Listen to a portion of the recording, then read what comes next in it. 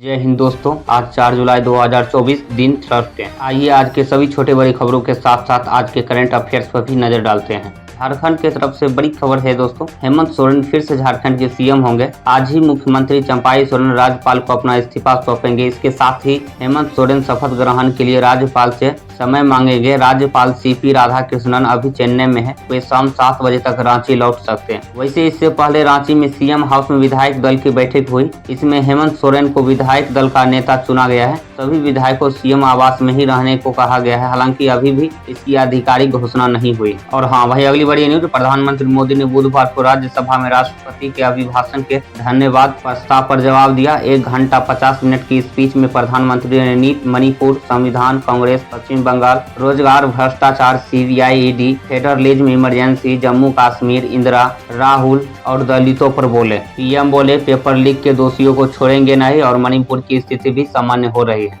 वही अगली बड़ी न्यूज, शराब नीति घोटाले में सीबीआई की तरफ से दर्ज कराए गए भ्रष्टाचार मामले में जमानत के लिए दिल्ली के मुख्यमंत्री अरविंद केजरीवाल ने बुधवार को दिल्ली हाईकोर्ट में याचिका दाखिल की है। कोर्ट इस पर शुक्रवार को सुनवाई करेगा। सीबीआई ने केजरीवाल को 26 जुलाई को तिहाड़ जेल से गिरफ्तार किया था। केजरीवाल शराब नीति से जुड़े ईडी के मनी लॉन्ड्रिंग मामले में पहले से ही तिहाड़ में बंद है। वहीं केजरीवाल ने सीबीआई केस में अपनी गिरफ्तारी और 14 दिन की न्यायिक हिरासत में भेजे जाने के फैसले को भी हाई कोर्ट में चुनौती दी है। इस मामले में जस्टिस नीना बंसल ने मंगलवार को सुनवाई की और सीबीआई को नोटिस जारी किया। 7 दिन में जवाब दाखिल करने को कहा है और मामले की अगली सुनवाई 17 जुलाई को होगी। और इधर शराब नीति घोटाले से जुड़े ईडी के मनी लॉन्ड्रिंग केस में बुधवार को ही दिल्ली की एक अदालत ने केजरीवाल की कस्टडी 12 जुलाई तक बढ़ा दी। और हाँ, वही अगली बड़ी खबर, यूपी के हाथरस में भोले बाबा के सत्संग के बाद हुई भगदड़ में अब तक 122 लोगों की मौत हो गई है। 4 जिलों हाथरस, अलीगढ़, एटा और आगरा में रात भर शवों का पोस्टमार्टम हुआ। परिजन अपनों की लाश को लेकर इधर उधर भटकते रहे। प्रशासन ने अब तक 121 मौतें की पुष्टि की।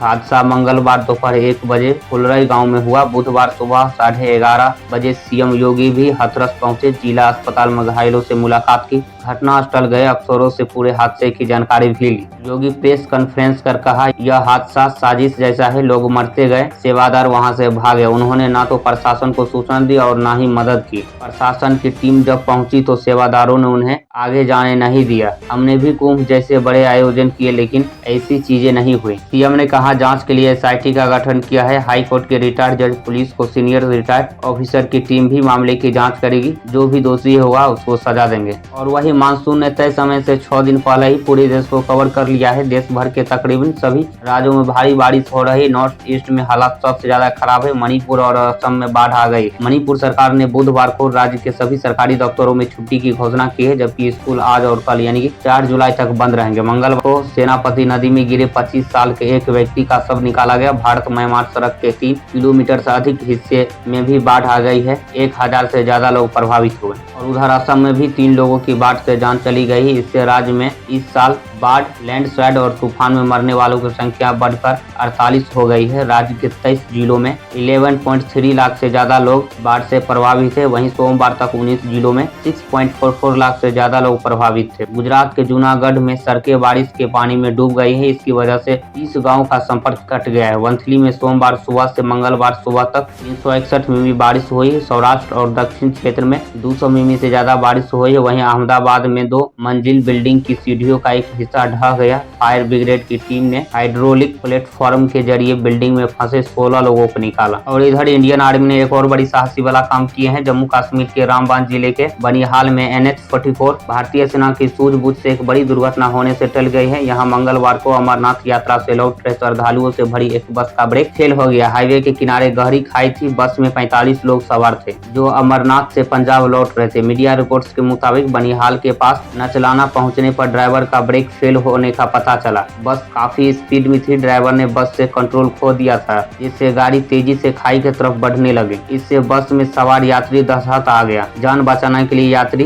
चलती बस से कूदने लगे। इसी दौरान सेना और पुलिस पुलिस के जवानों ने बस की स्पीड को कम करने की कोशिश की। उन्होंने बस के पहिए के नीचे पत्थर रख दिए, इससे बस रुक गई और खाई में गिरने से बच गए। वही अगली बड़ी न्यूज, इधर पंडित प्रदीप मिश्रा वाली बयान शांत भी नहीं हुआ, जिसमें उसने राधा रानी की चरित्र के बारे में कुछ अनसठ बोले थे। इधर निरंजनी अखाड़े के महामंडलेश्वर महर्षि कुमार स्वामी की भगवान श्री कृष्ण के चरित्र पर टिप्पणी सामने आई, जिसमें वे कह रहे हैं कि कृष्ण ने 16,000 शादियां की, क्या ये चरित्र? इनके वीडियो सामने आने के बाद उज्जैन के संतों ने कुमार स्वामी पर प्रतिबंध लगाने और महामंडलेश्वर पद से हटाने की मांग की। राजस्थान के महामंडलेश्वर महर्षि कुमार स्वामी गुरुदेव के नाम से जाने जाते। और हाँ, इस साल पुरी में निकलने वाली जगन्नाथ रथ यात्रा 2 दिन चलेगी। जगन्नाथ मंदिर का पंचांग बनाने वाले ज्योतिषी का कहना है कि इस साल आषाढ़ महीने में कृष्ण पक्ष में तिथियां घट गए हैं, जिसके चलते रथ यात्रा से पहले होने वाली पूजाएं परंपरा 7 जुलाई की शाम तक चलेंगी। रथ यात्रा की तिथि में बदलाव नहीं किया जा सकता, इसलिए सुबह शुरू होने वाली रथ यात्रा शाम को शुरू होगी। और हाँ, वहीं लखनऊ की तरफ से बड़ी खबर आ रही है। लखनऊ में बुधवार सुबह छात्रा पर तिरफे युवक ने एसिड फेंक दिया। छात्रा ने अपने मौसेरे भाई से मिलने गई थी, तभी एक अज्ञात लड़का आकर बात करने की कोशिश करने लगा। छात्रा व भाई ने उसे भगा दिया। कुछ दूर जाने के बाद लड़का वापस आया और एसिड फेंक दिया। बचाने में छात्रा का भाई भी झुलस गया है। वारदात चौक इलाके के लोहिया पार्क के पास सुबह करीब 8 बजे हुई। और हाँ, वही अगली बड़ी न्यूज, चंडीगढ़ एयरपोर्ट पर हिमाचल की सांसद व बॉलीवुड एक्ट्रेस कंगना रनौत को थप्पड़ मारने वाली CISF की महिला जवान कुलविंदर कौर अभी भी सस्पेंड ही है। पहले खबर सामने आई थी कि महिला जवान को बहाल कर बेंगलुरु ट्रांसफर कर दिया गया। इस खबर के बाद CISF का बयान सामने आया है। और वहीं पश्चिम बंगाल की मुख्यमंत्री ममता बनर्जी के खिलाफ राज्यपाल सीवी आनंद बोस की मानहानि मुकदमे की सुनवाई गुरुवार तक के लिए टाल दी गई है। कलकत्ता हाई कोर्ट में बुधवार को इसकी सुनवाई होनी थी। हालांकि जस्टिस कृष्ण राव ने कहा कि मुकदमे में जिन प्रकाशनों का जिक्र किया गया है उन्हें इसमें पक्षकार नहीं बनाया गया। इसके बाद राज्यपाल के वकील ने जरूरी बदलावों को शामिल करते हुए नई अर्जी दाखिल करने की समय मांगा। हाईकोर्ट ने इसकी इजाजत देते हुए कहा है कि मामले की सुनवाई गुरुवार को होगी। मंगलवार के राज्यपाल और CM के बीच लंबे समय से खींचतान चल रही है। यह देश में पहली बार है जब किसी राज्य के राज्यपाल ने CM पर मानहानि का केस किया। और हम 1 जुलाई से लागू हुए 3 नई क्रिमिनल कानूनों को लेकर CGI DY चंद्रचूड़ ने कमेंट करने से साफ इनकार कर दिया है। उन्होंने कहा है कि नए कानूनों का मुद्दा भी सुप्रीम कोर्ट और हाई कोर्ट में लंबित है, इसलिए इस मामले पर कुछ भी बोलना ठीक नहीं होगा। और हाँ, वही पाकिस्तान की तरफ से बड़ी खबर, पाकिस्तान के पूर्व प्रधानमंत्री इमरान खान को सरकारी खजाने के तोहफे बेचने के मामले में राहत मिल गई है। जियो न्यूज लाइव के मुताबिक बुधवार को सुनवाई के दौरान कोर्ट ने इमरान और पूर्व विदेश मंत्री शाह महमूद कुरैशी समेत 8 लोगों को इस मामले में बरी कर दिया है। रिपोर्ट्स के मुताबिक तोशा खान मामले में बरी होने के बाद भी इमरान जेल में ही रहेंगे। दरअसल इस साल फरवरी में पाकिस्तान में हुए चुनाव से कुछ दिन पहले ही इमरान को 3 मामलों में कुल 31 साल की सजा सुनाई गई थी। इससे एक दिन पहले ही इमरान खान की पत्नी बुशरा बीबी को भ्रष्टाचार एक मामले में जमानत मिल चुकी है। इमरान खान को 5 अगस्त 2023 को तोशा खाना मामले में 3 साल की कैद की सजा सुनाई गई थी। इस्लामाबाद की ट्रायल कोर्ट ने फैसला सुनाते हुए खान के 5 साल तक चुनाव लड़ने पर बैन लगा दिया था। इसके बाद लाहौर पुलिस ने उन्हें गिरफ्तार कर लिया था। वही अगली बड़ी न्यूज, अमेरिका में पिछले हफ्ते हुई प्रेसिडेंशियल डिबेट के बाद बाइडेन को डेमोक्रेटिकल पार्टी ने यह मांग कर कहे हैं कि वे राष्ट्रपति पद के लिए उम्मीदवार छोड़ दें। टेक्सास से स्वाइट लॉयड डॉगेट डेमोक्रेटिक पार्टी के पहले नेता है जिन्होंने सार्वजनिक तौर पर इसकी मांग की है। वहीं दूसरी तरफ अमेरिकी पत्रकार और ट्रंप समर्थक टक्कर पर्सलस ने दावा किया है कि राष्ट्रपति जो बाइडेन को डिमेंशिया है, यानी कि भूलने की बीमारी है, जो कि डेमोक्रेट्स जल्द ही बाइडेन की जगह कमला हैरिस, जो कि एक भारतीय है, को राष्ट्रपति पद का कैंडिडेट बना सकते हैं। हाँ, वही एक बड़ी न्यूज, मध्य एशिया के देश कजाकिस्तान में आज शंघाई कोऑपरेशन ऑर्गेनाइजेशन यानी कि SCO समिट की शुरुआत होगी। इसमें रूस, पाकिस्तान, चीन और तुर्की के लीडर शामिल होंगे। रूस, यूक्रेन और इजराइल हमास जंग के बीच ये पहला मौका होगा जब पुतिन, सी जिनपिंग, शहबाज शरीफ और एर्दोगन एक साथ एक मंच पर होंगे। हालांकि तुर्की के इस संगठन का सदस्य नहीं है, लेकिन एर्दोगन बतौर गेस्ट इस समिट में भाग लेंगे। भारत इस संगठन का सदस्य है, लेकिन प्रधानमंत्री मोदी इस समिट में शामिल नहीं हो रहे हैं। इस समिट के जरिए 2 साल बाद मोदी और पुतिन की मुलाकात हो सकती थी। अब ऐसा नहीं होगा। भारत की तरफ से विदेश मंत्री S जयशंकर वहां मौजूद होंगे।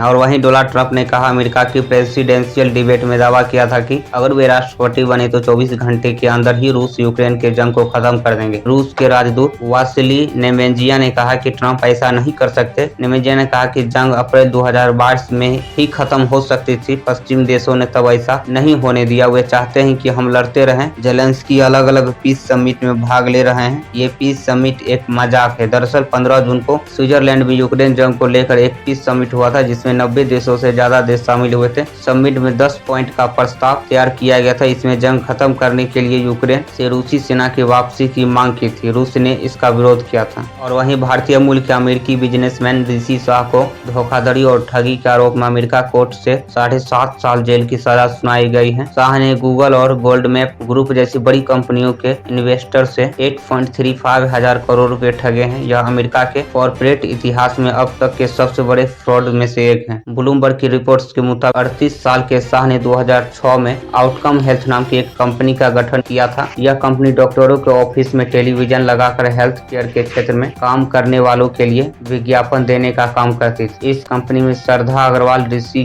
की को फाउंडर थी। तो चलिए वहीं आज के सराफा बाजारों पर नजर डालते हैं। सेंसेक्स 545 अंक की तेजी के साथ 79,986 के स्तर पर बंद हुआ और वहीं निफ्टी में भी 162 अंक की तेजी देखने को मिली और वे 24,286 के स्तर पर बंद हुआ। सेंसेक्स के 30 शेयरों में से 24 शेयर में तेजी और 6 में गिरावट देखने को मिली। वहीं बैंकिंग पावर और मेटल शेयर्स में ज्यादा तेजी है। टाटा कंज्यूमर्स के शेयर में भी 3.55 की तेजी रही। वहीं एनएससी के सेक्टोरियल इंडेक्स के निफ्टी प्राइवेट बैंक में सबसे ज्यादा 2.02% की तेजी रही। वहीं फाइनेंशियल सर्विसेज में 1.82% और निफ्टी बैंक में 1.77 की बढ़त रही। वहीं आज मीडिया को छोड़कर सभी सेक्टोरियल इंडेक्स में तेजी रहे। और वहीं ऑटोमोबाइल की तरफ से बड़ी खबर, मोटोरोला डेजर 50 अल्ट्रा आज लॉन्च होगा। स्मार्टफोन में गूगल AI फीचर देखने को मिलेगा। इसकी स्क्रीन 6.9 इंच की होगी और 5 वाट रिवर्स चार्जिंग का सपोर्ट होगा। इसकी एक्सपेक्टेड प्राइस 75,000 होगा। और हाँ, वही अगली सबसे बड़ी न्यूज, भारत ने बनाया सबसे खतरनाक विस्फोटक जो दुनिया के सबसे शक्तिशाली गैर परमाणु विस्फोटकों में से एक है। इसका नाम सेवेक्स 2। भारत में निर्मित सेवेक्स 2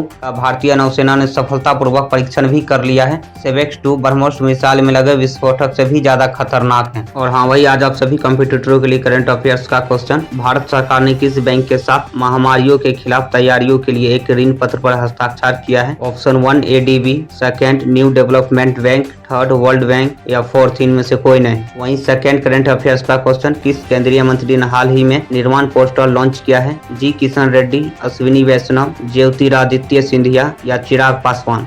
वहीं थर्ड करंट अफेयर्स के क्वेश्चन, डिक सूफ हाल में ही किस देश के नए प्रधानमंत्री बने हैं? नीदरलैंड, अर्जेंटीना, पुर्तगाल या इटली। वहीं फोर्थ करंट अफेयर्स का क्वेश्चन, भारत ने हाल ही में किस देश के साथ संयुक्त सैन्य अभ्यास नोमैडिकल एलिफेंट शुरू किया है? थाईलैंड, बहरीन, वियतनाम या मंगोलिया। इन सभी का उत्तर आपको कमेंट में देना है। जिसका उत्तर सही होगा उसको हम लाइक कर देंगे ताकि आप सभी को सही उत्तर का पता लग सके। यदि आप सभी को इनका उत्तर नहीं पता है तो आप इस वीडियो के डिस्क्रिप्शन में जाकर इसका उत्तर देख सकते हैं।